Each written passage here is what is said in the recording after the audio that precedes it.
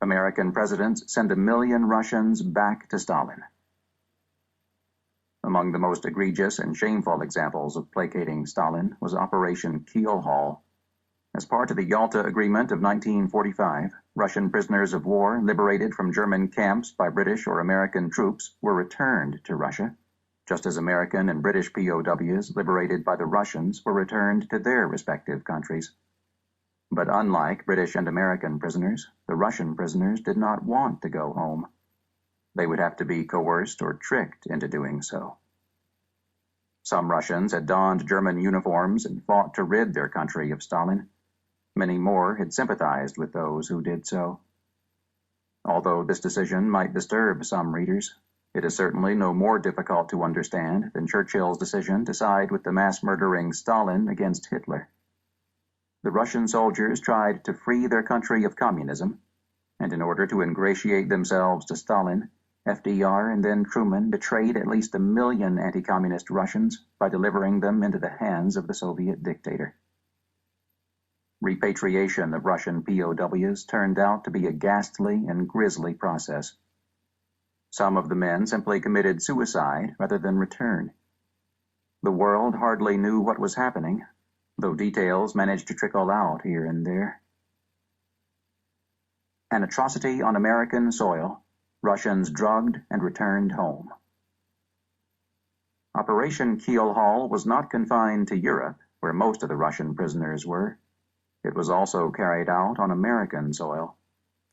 About 200 Soviet nationals were among the prisoners of war at Fort Dix, New Jersey in mid-1945. They had been in German uniform when Americans captured them. They were taken prisoner with the solemn promise that under no circumstances would they be repatriated to the Soviet Union, where they faced certain death. That promise was betrayed so that the American president might be faithful to Uncle Joe. These men, according to historian Julius Epstein, had already experienced the determination of American military authorities to violate the Geneva Conventions, an international declaration pertaining to the treatment of prisoners of war, and the traditional American right of political asylum. Epstein was referring to an incident in Seattle in which these men had been ordered at gunpoint to board a Soviet ship. When the prisoners offered intense resistance, the decision was made to ship them to Fort Dix for the time being. At Fort Dix, another attempt was made to return the men to the Soviet Union by force.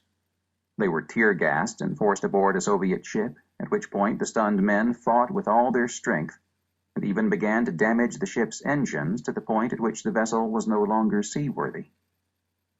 Finally, a sergeant came up with the idea of drugging the prisoners, which he did by spiking their coffee with barbiturates.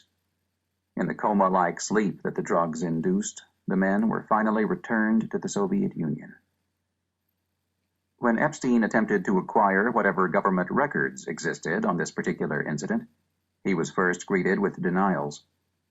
Finally, he received a letter from the Department of the Army, Office of the Chief of Information and Education, instructing him that the records you requested permission to see are part of a group of documents determined by a recent study as requiring indefinite maintenance of their current high-security classification. A thorough chronicle of Operation Keelhaul remains to be written, since the governments that perpetrated this unconscionable deed have refused to release the pertinent documents. What the press said. Many thousands of persons hostile to the present regime in the Soviet Union are being forcibly sent there by Americans and the British under the Yalta Agreement, Eugene Cardinal Tisserand asserted today, and he said the Catholic Church constantly received appeals from displaced persons, terrified of being sent back to territory now controlled by Russia, though they cannot be classified as traitors. The Cardinal gave the writer, reporter Sam Pope Brewer, the permission to quote him, saying, "It will compromise me, but the world must know of these things." The New York Times, March 1946.